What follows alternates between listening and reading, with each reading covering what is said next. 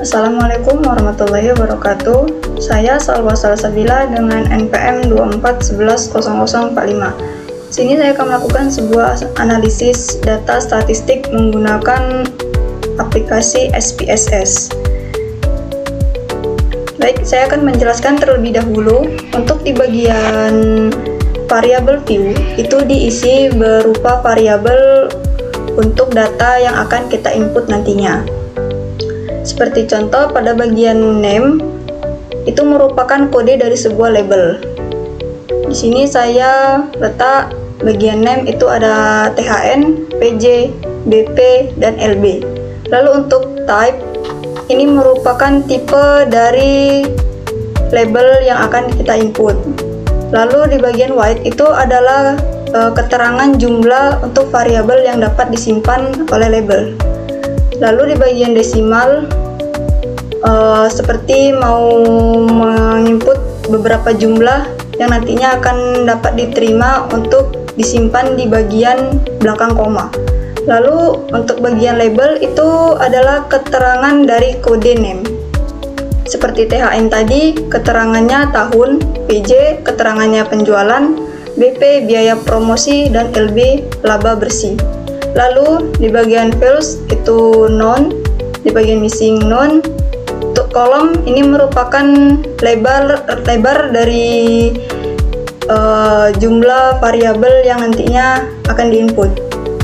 Lalu bagian unlike itu dia posisi di mana pada saat nanti menginput sebuah data itu nanti bagian kata tersusun di sebelah kiri, kanan, atau tengah.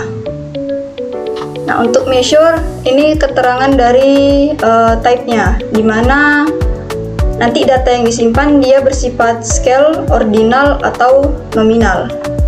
Baik, langsung saja untuk melakukan penginputannya. Di sini kita menginput datanya dari Excel.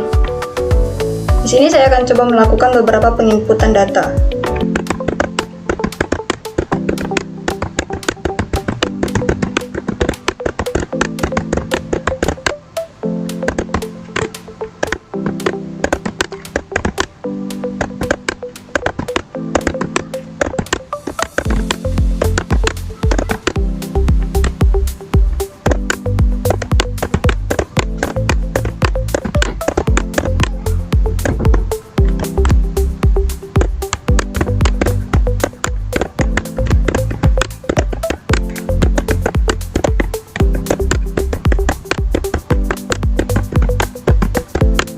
Baik, setelah data telah diisi melalui Excel, selanjutnya kita akan memindahkan bagian data ini ke bagian data view di bagian SPSS.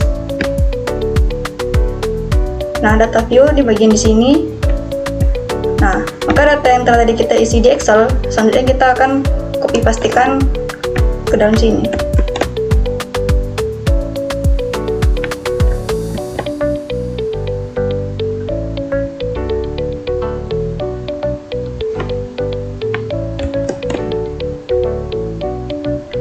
Setelah data yang dari Excel telah dipindahkan ke data view, maka selanjutnya kita akan melakukan analisis.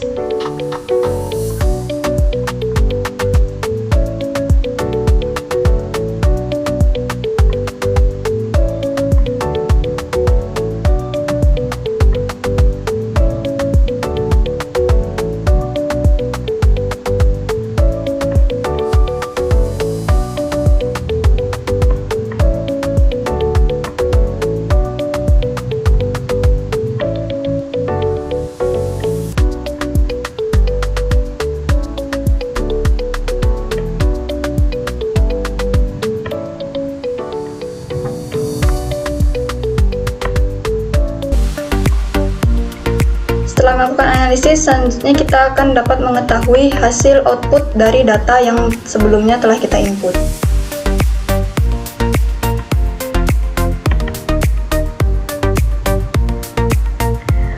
Maka, dari hasil perolehan output pada data yang telah diinput, di sini menyatakan bahwasannya secara bersama-sama atau simultan biaya promosi dan laba besar memiliki kontribusi yang sangat besar dan signifikan sebesar 99,6% dalam memprediksi tingkat penjualan sebuah perusahaan.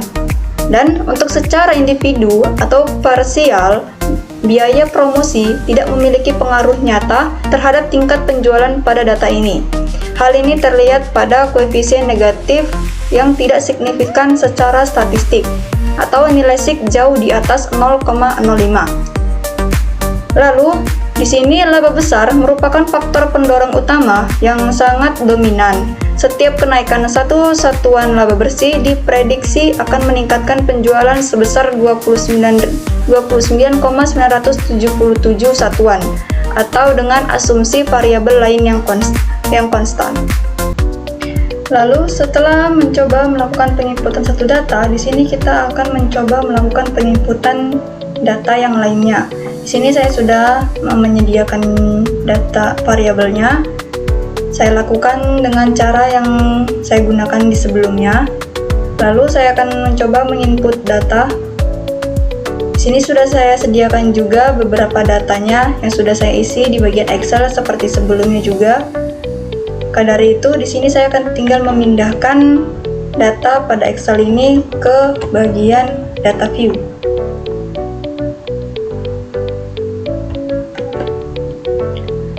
Nah, selanjutnya saya akan melakukan analisis data seperti sebelumnya untuk dapat mengetahui hasil dari output inputan data.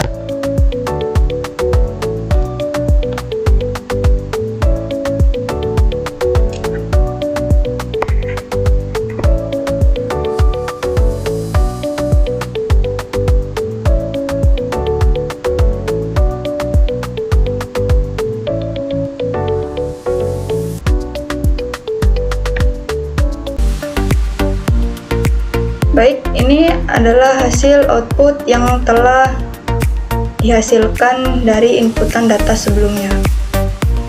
Maka, berdasarkan dari data inputan yang dimasukkan, bahwasannya hasil output yang dihasilkan yaitu di mana bahwasannya biaya iklan berpengaruh positif dan sangat signifikan terhadap omset penjualan, yang dimana strategi pemasaran melalui iklan pada data ini terbukti sangat efektif karena setiap peningkatan anggaran iklan akan diikuti oleh peningkatan omset penjualan secara nyata dan terukur dengan daya pengatur atau kontribusi mencapai 99,8%.